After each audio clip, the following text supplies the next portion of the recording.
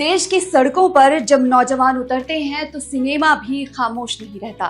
छात्र आंदोलन, कैंपस की सियासत और हुकूमत के खिलाफ आवाज उठाना, ये थीम्स भारतीय सिनेमा में बार बार आई हैं। अक्सर फिल्मकारों ने उस युवा की कहानी कही है जो बदलाव चाहता है, जो सिस्टम से टकराता है और अपनी आवाज बुलंद रखता है, चाहे कीमत कुछ भी हो। जब जंतर मंतर पर फिर से नौजवानों की भीड़ जुटती है तो ये फिल्में और भी रिलेटेबल हो जाती हैं। आइए जानते हैं ऐसी 10 फिल्मों के बारे में जिन्होंने स्टूडेंट पॉलिटिक्स, प्रोटेस्ट और डिसेंट को सबसे असरदार तरीके से पर्दे पर उतारा।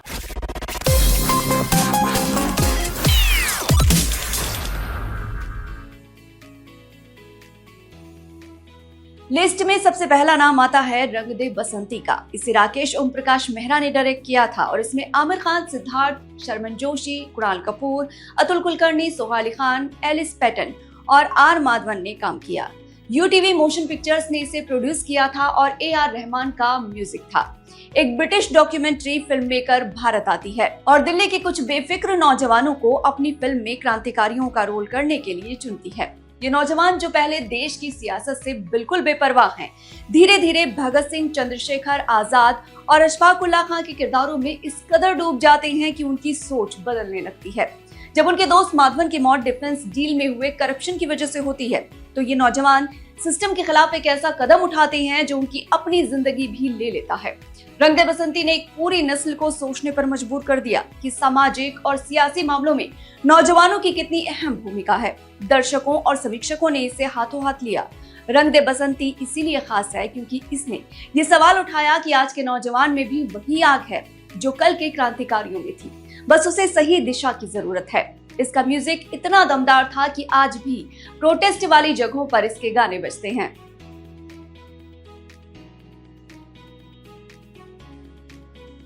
जनगण मन को डीजो जोस एंटनी ने डायरेक्ट किया था। इसमें पृथ्वीराज सुकुमारन, सूरज बेंजा रामुडू, ममता मोहनदास और पशुपति ने काम किया। ये मलयालम फिल्म है जो 2022 में रिलीज हुई थी। जब एक मशहूर यूनिवर्सिटी प्रोफेसर का बेरहमी से कत्ल होता है तो कैंपस में स्टूडेंट प्रोटेस्ट भड़क उठता है। पुलिस जब इस आक्रोश को दबाने के लिए हिंसक तरीके अपनाती है तो कहानी एक तीखे कोर्टरूम ड्रामा में बदल जाती है, जो बेनकाब करता है कि किस तरह सियासी तंत्र छात्रों के गुस्से, जातिगत पक्षपात और मीडिया का इस्तेमाल करके अपनी करतूतें छिपाता है। पृथ्वीराज सुकुमारन ने वकील के तौर पर बेहद दमदार परफॉर्मेंस दी और फिल्म ने मलयालम सिनेमा में एक बड़ी कामयाबी हासिल की। दर्शकों ने इसे बेहद पसंद किया और फिल्म ने 100 करोड़ से ज्यादा का कारोबार किया। जनगण मन की अहमियत ये है कि इसने इंसाफ की लड़ाई को कैंपस से उठाकर अदालत तक पहुंचाया और दिखाया कि सिस्टम किस तरह नौजवानों की आवाज को दबाने की कोशिश करता है। जब छात्र सड़कों पर उतरते हैं तो इस फिल्म के सीन और ज्यादा प्रासंगिक लगते हैं।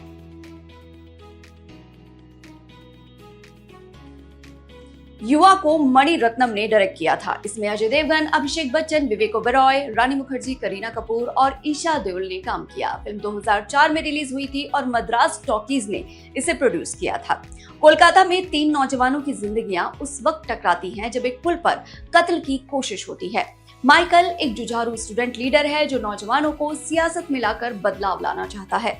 ललन एक लोकल नेता का बेरहम गुर्गा है और अर्जुन एक बेपरवाह नौजवान है जो अमेरिका जाने का ख्वाब देखता है। एक सियासी हमले के बाद इन तीनों की किस्मत एक दूसरे से उलझ जाती है। मणि रत्नम ने इस फिल्म में 3 अलग अलग जिंदगियों को बड़े कुशल तरीके से बुना। युवा को क्रिटिक्स ने बहुत सराहा और तीनों लीड एक्टर्स की अदाकारी को भी खूब सराहा गया। फिल्म ने बताया कि कैंपस पॉलिटिक्स और इलेक्टोरल सिस्टम कैसे एक दूसरे से जुड़े हुए हैं। युवा इसीलिए अहम है क्योंकि इसने डेमोक्रेसी में नौजवानों की हिस्सेदारी की अहमियत बताई। –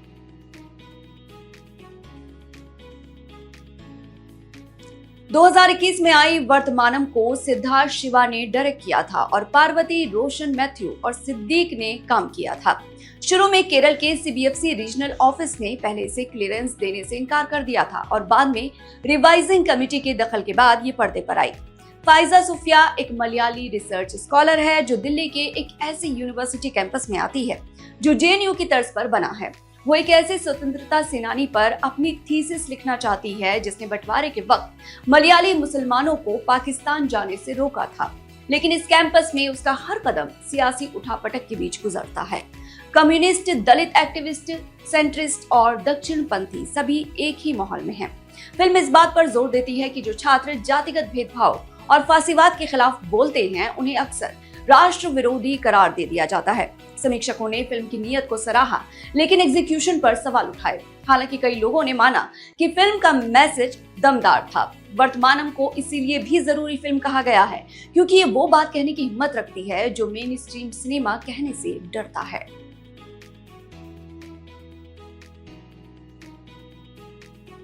हजारों ख्वाहिशें ऐसी को सुधीर मिश्रा ने डायरेक्ट किया था। इसमें के मेनन, चित्रांगदा सिंह और शाइनी आहूजा ने काम किया था। फिल्म 1970 के दशक के नक्सल आंदोलन और इमरजेंसी के बैकग्राउंड में सेट है।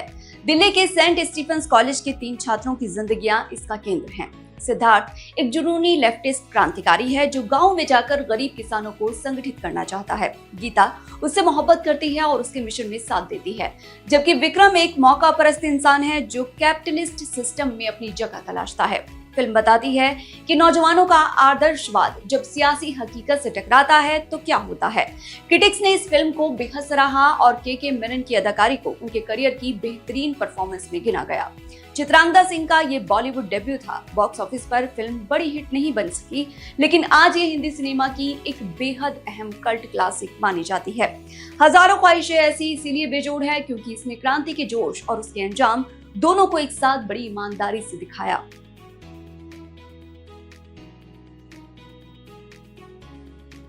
गुलाल को अनुराग कश्यप ने डायरेक्ट किया था। इसमें राज सिंह चौधरी, के मेनन, अभिमन्यु सिंह, दीपक डोबरियाल और पीयूष मिश्रा ने काम किया। फिल्म 2009 में रिलीज हुई, हालांकि ये 2006 में ही बन चुकी थी। दिलीप राजस्थान का एक सीधा सादा लॉ स्टूडेंट है जो कैंपस पॉलिटिक्स की अंधेरी दुनिया में खिंचता चला जाता है। वो डुकी बाना से जुड़ जाता है जो राजपूतों के लिए एक अलग राजस्थान की मांग करने वाला जुनूनी लीडर है। फिल्म दिखाती है कि किस तरह नौजवानों की शिकायतों और तकलीफों को पुराने जमाने की ताकतवर लोग अपने सियासी मकसद के लिए हथियार की तरह इस्तेमाल करते हैं। गुलाल को शुरू में बहुत कम लोगों ने देखा, लेकिन वक्त के साथ ये हिंदी सिनेमा की सबसे जरूरी फिल्मों में शुमार होने लगी। पीयूष मिश्रा के गाने, खासकर आरंभ है प्रचंड, आज भी सबसे ज्यादा बजाए जाने वाले गानों में से एक है। समीक्षकों ने के मेनन की अदाकारी को जबरदस्त माना। गुलाल इसीलिए अलग है क्योंकि इसने कैंपस पॉलिटिक्स को एक डार्क, पेचीदा और बेरहम सिस्टम के तौर पर पेश किया, जहां छात्र इस्तेमाल होते हैं, लड़ते हैं और आखिरकार तबाह हो जाते हैं।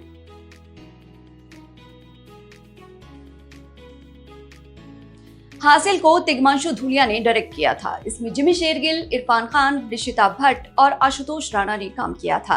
फिल्म 2003 में रिलीज हुई और तिग्मांशु धूलिया की ये पहली फिल्म थी। इलाहाबाद यूनिवर्सिटी के बेहद वाइब्रेंट माहौल में सेट ये फिल्म अनिरुद्ध की कहानी है जो एक मासूम कॉलेज स्टूडेंट है और अनजाने में स्टूडेंट यूनियन की गंदी सियासत में फंस जाता है। वो 2 स्टूडेंट लीडर्स रणविजय और शंकर की जानलेवा रंजिश के बीच मोहरा बन जाता है। फिल्म बताती है कि किस तरह नौजवानों का आदर्शवाद इलाकाई गैंग वॉर और सियासी आकाओं की चाल में पिस जाता है। इरफान खान ने रणविजय के किरदार में ऐसा काम किया जो दर्शकों के जहन में हमेशा के लिए बस कर रह गया। फिल्म उत्तर प्रदेश के कैंपस की सियासत का एक बेहद करीबी पोर्ट्रेल है। हासिल इसीलिए जरूरी फिल्म है क्योंकि इसने बताया कि यूनिवर्सिटी कैंपस महज पढ़ाई की जगह नहीं है, बल्कि एक ऐसा रण क्षेत्र भी हो सकते हैं जहां नौजवान जिंदगियां दांव पर लग जाती हैं।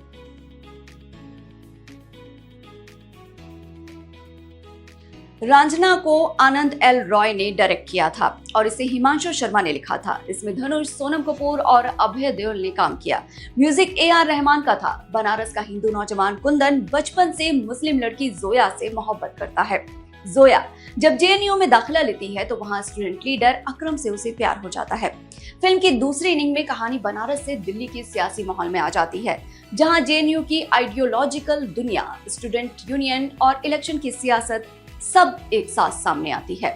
आनंद एल रॉय ने रोमांस और सियासत को बेहद कलात्मकता के साथ बुना था। धनुष का ये बॉलीवुड डेब्यू था और उनकी अदाकारी को खूब तारीफें मिली। रांझना की अहमियत ये है कि इसने प्यार और सियासत को एक ही धागे में पिरोया और दिखाया कि JNU जैसे कैंपस में सिर्फ इश्क नहीं, इनकलाब भी पलता है।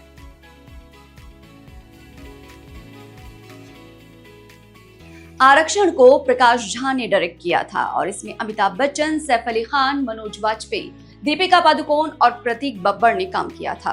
दीपक एक होनहार लेकिन कथित निचली जाति का छात्र है, जिसे एक टॉप कॉलेज में दाखिले के वक्त कास्ट डिस्क्रिमिनेशन का सामना करना पड़ता है। डॉक्टर प्रभाकर आनंद एक कॉलेज के प्रिंसिपल हैं और जातिगत आरक्षण के सुप्रीम कोर्ट के फैसले को लागू करने की कोशिश में अपनी नौकरी और इज्जत दोनों दांव पर लगा देते हैं। मिथिलेश सिंह मिनिस्टर का आदमी है जो इस सारे मसले को अपने फायदे के लिए इस्तेमाल करता है। रिलीज से पहले फिल्म को लेकर काफी विवाद हुआ था और कुछ राज्यों में इस पर बैन भी लगा था।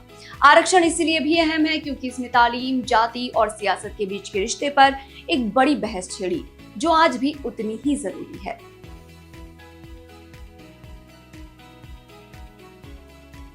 2022 में आई हुड़दंग को निखिल नागेश भट्ट ने डायरेक्ट किया था। इसमें सनी कौशल, नुसरत भरूचा और विजय वर्मा ने काम किया। ये फिल्म 1990 के इलाहाबाद में सेट है और मंडल कमीशन के खिलाफ हुए छात्र आंदोलन के बैकग्राउंड पर बनी है। दद्दू एक महत्वाकांक्षी स्टूडेंट है जो सिविल सर्विसेज की तैयारी कर रहा है, लेकिन छात्र आंदोलन की लहर में बह जाता है। फिल्म उस दौर की बेचैनी, छात्र पुलिस टकराव और नौजवानों के बीच गहरे सामाजिक बंटवारे को बेहद असरदार तरीके से दिखाती है। सनी कौशल और विजय वर्मा की जोड़ी को काफी पसंद किया गया। फिल्म को बॉक्स ऑफिस पर उम्मीद के मुताबिक नतीजा नहीं मिल पाया, लेकिन ओटीटी पर इसे अच्छी खासी पहचान मिली और दर्शकों ने इसके ऐतिहासिक संदर्भों की तारीफ की। हुड़दंग इसीलिए जरूरी फिल्म है क्योंकि इसने मंडल आंदोलन जैसे एक नाजुक और बड़े सियासी बदलाव को एक इंसानी चेहरा दिया और दिखाया कि उस तूफान में आम नौजवान की जिंदगी कैसे उलट-पुलट हो गई थी। ये 10 फिल्में अलग अलग दौर में, अलग अलग जुबान में और अलग अलग नजरिए से एक ही बात कहती हैं कि नौजवानों की आवाज को दबाया नहीं जा सकता। रंग दे बसंती में क्रांति का जोश है, हासिल में कैंपस की बेरहमी है, गुलाल में सत्ता का अंधेरा है और जनगण मन में इंसाफ की तलब है। जब आज सड़कों पर नौजवान उतरते हैं तो ये फिल्में सिर्फ एंटरटेनमेंट नहीं रहती, आईना बन जाती हैं।